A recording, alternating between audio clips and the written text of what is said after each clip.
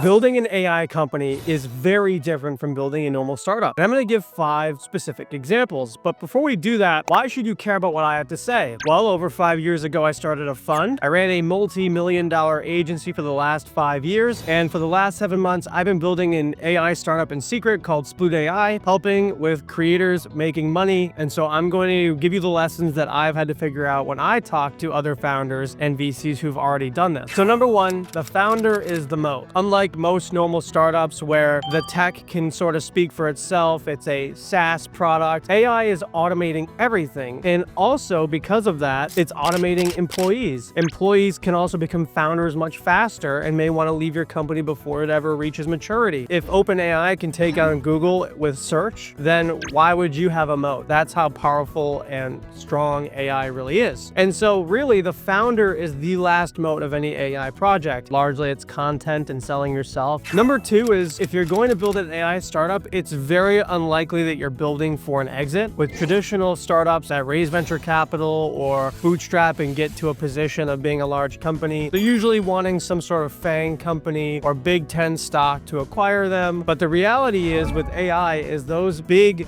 tech companies are probably building tools that you're also building in-house because of AI. They have plenty of money to R&D their own AI tech, and so you're probably not building for an exit. That means that your multiples are different, your cash flow is different. You are building an SMB, a small to medium business that could hopefully become a mega business, but do not expect an exit. Now, point number 3 leads back to point number 1. Content is your edge. If you are the last moat, then you need to be thinking like a content creator while building your AI. Because the reality is building your AI tech company is probably not as hard as building a normal startup unless you're building some foundational layer of AI technology. So if you're building a consumer AI related product or consumer content with AI, everything is content. A person to look at for this is probably Roy Lee at Cluey. He is the best in AI content probably in the world. Another is a person I know by the name of Riley Brown. He is amazing at making content, explaining AI, and he's also building his own startup called Vibe Code app. Now, point number 4 is, are you building an AI company or an AI agency? And there's a big difference. So I'll give you an example. You're probably seeing a lot of accounts online trying to sell N8 courses or N8N. If you don't know, that's a workflow AI software where you connect a bunch of endpoints to create autonomous AI. That's not necessarily building a startup because a startup has to have some form of IP. Selling an N8 course is no different than being a Roblox game maker or a Fortnite map maker. Yes, you can make a lot of money doing that, and it can be a big business, but that's not necessarily a startup. And so if you are doing that, which I don't think is bad, then you need to be thinking like an agency. This is someone who is cash flow, money in, money in, money in. You're spending to just make sure your customers are happy. Versus a startup, you just put all of your money into this one product, and it's like hell or high water, double or nothing. Very different ways of building a company. Now, the last thing that I've learned with building my own little startup is with the world of AI, I like to think like a game designer and not a tech CEO. Again, you have like Windsurf and you have a ton of vibe coding apps. And if you have some software development ability, you're going to be a developer on steroids. So the question isn't, can you code better than the next guy when AI can partially code for you? It's what do you do differently with that code that keeps people interested and retained? A game designer thinks in D1 to D30 retention. How often are you coming back to the platform? Do you have daily or weekly challenges that people keep coming back to in a form of habit? The best app that I can think of to learn from this, if you're not into gaming like me, is probably Duolingo. I mean, they're the closest to a tech company that's a game. They are some of the best in the world at thinking in this way. So yeah, those are the 5 things that I wish I knew when I first started out with AI. I'm wishing you the best, and if you have a really cool startup that I should check out or talk about, leave a comment below. Anyway,